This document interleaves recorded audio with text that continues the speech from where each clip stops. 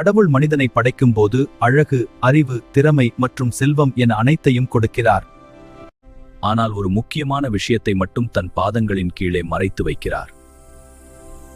யுகத்தின் ஆரம்பத்தில் கடவுள் மனிதனை பேரன்புடன் படைத்து அவனுக்கு தேவையான அனைத்தையும் கொடுக்கிறார். அது என்ன என்று உங்களுக்கு தெரியுமா? மனிதனை பூமிக்கு அனுப்பிய பிறகு லட்சுமி தேவி மகாவிஷ்ணுவிடம் கேட்டார்.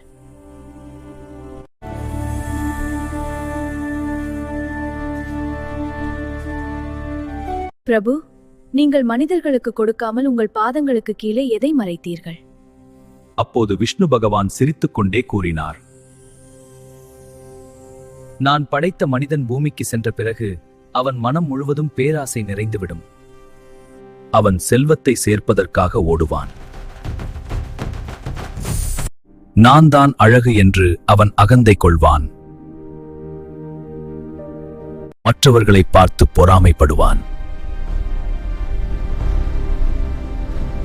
ஆசை என்ற ஆழ்கடலில் அவன் மூழ்கி தன்னையே இழந்து விடுவான்.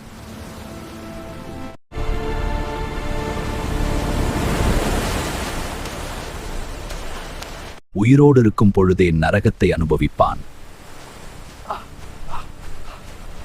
அந்த நரகத்திலிருந்து அவன் தப்பிக்க ஒரே வழி மன அமைதி மட்டுமே. அதை செல்வத்தால் விலைக்கு வாங்க முடியாது.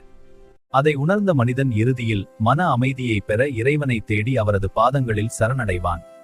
செல்வத்தை தேடியவன் சோர்வடைவான், அமைதியை தேடியவன் இறைவனை சரணடைவான். இவ்வாறு விஷ்ணு பகவான் கூறியபோது லட்சுமி தேவி அமைதியாக புன்னகைத்தார்.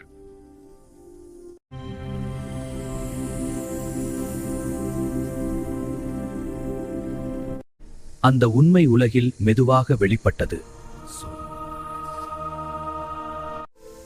செல்வத்தை மட்டும் தேடியவர்கள் சோர்ந்து போனார்கள். ஆனால் வாழ்க்கையின் உண்மையை உணர்ந்தவர்கள் மன அமைதியை தேடி இறைவனை நோக்கி திரும்பினர்.